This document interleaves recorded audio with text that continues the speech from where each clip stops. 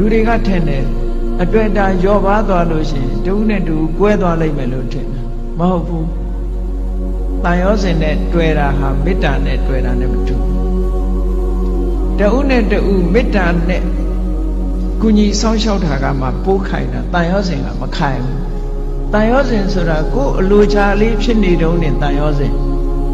ကိုယ်စိတ်တိုင်းမကြတော့ဘူးဆိုတာနဲ့တပြိုင်နက်တန်ရောစဉ်မရှိတော့တဏှာရဲ့သဘောကကိုကောင်းစားဖို့ပဲရှိတယ်ဆိုပါစို့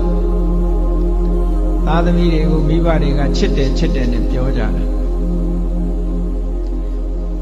သားသမီးချစ်တာလားကိုကိုချစ်တာလားသေချာဆန်းစစ်ကြည့်အများကတော့ဖြေလိမ့်မယ်သားချစ်တယ်သမီးချစ်တယ်ပေါ့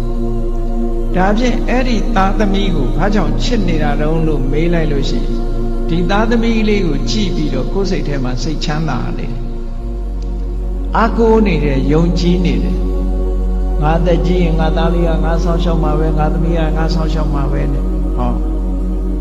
အာကိုမှုတွေတွေ့တာမှုတွေအဲ့ဒီလိုမျောလင်းချက်ကလေးတွေနဲ့ထင်အဲ့ဒီသားသမီးကကိုယ်ဒုက္ခပေးလာပြီဆိုရင်မိဘတွေဘာလုပ်ကြတော့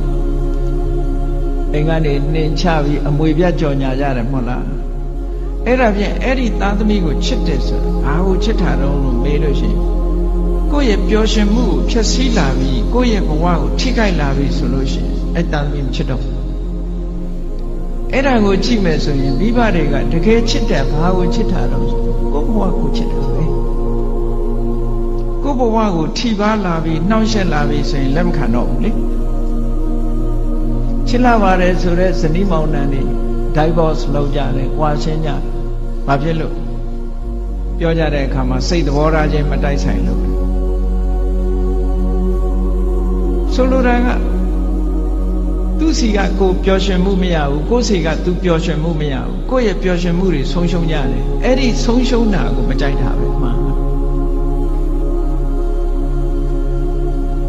တကယ်အနှစ်သာရကိုလိုက်ရှာကြည့်လို့ရှိရင်မြတ်စွာဘုရားကဒါကြောင့်မို့ဟောတာအတ္တသမံပေမနတ္ထိကိုချစ်တာလောက်တခြားကိုအချစ်နဲ့တူတဲ့အချစ်ဆိုတာမရှိဘူးလို့ဒီလိုပြောတာဒါတကယ်ကိုအစစ်မှန်ဟောဒါကြောင့်မို့လို့မေတ္တာဆိုတာကတော့အဲ့ဒါမျိုးမဟုတ်ဘူးတဏှာကရယူလို့တယ်ခံစားလို့တယ်ဒါတဏှာချစ်မေတ္တာချစ်ဆိုတာကအဲ့ဒါမျိုးမဟုတ်ဘူးသူများအတွက်ပေးဆက်ခြင်းမေတ္တာချစ်ကသူများအတွက်ပေးဆက်တယ်တဏှာကကိုယ့်အတွက်မေတ္တာကသူ့အတွက်လှုပ်တာကပို့ပြီးတော့ခိုင်မြဲတယ်ဘာဖြစ်လို့လဲဆိုစဉ်းစားရတယ်သူ့အတွက်စဉ်းစားတာကိုယ့်အတွက်မစဉ်းစားဘူးကိုယ်တစ်ဖက်ကလည်းမေတ္တာနဲ့ဆိုရင်သူ့အတွက်စဉ်းစားတယ်ကိုယ့်အတွက်မစဉ်းစားဘူးအဲ့ဒီတော့သူ့အတွက်ဆင်ပြေးနေလို့ရှိရင်ဟောမကွဲမကွာဖြစ်တာပေါ့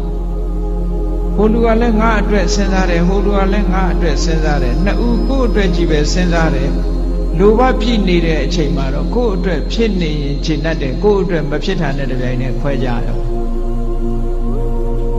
အဲ့တော့မေတ္တာချစ်နဲ့တဏှာချစ်တခြားနည်းနဲ့ပြောမယ်ဆိုလို့ရှိရင်မေတ္တာချစ်ကအေးမြပြီးတော့တဏှာချစ်ကပူလောင်နေတဏှာရဲ့နောက်ွယ်မှာဘာတွေလာတော့ဆိုတောကဆိုတာရောက်လာစိုးရိမ်တာတွေပူဆွေးတာတွေဒါတွေဖြစ်လာမေတ္တာရဲ့နောက်ွယ်မှာဒါတွေလုံးဝမရှိဘူးအေးချမ်းတယ်တည်ငြိမ်တယ်ဆိုတာဖြစ်တယ်ဒါကြောင့်မို့မေတ္တာနှလုံးသားနဲ့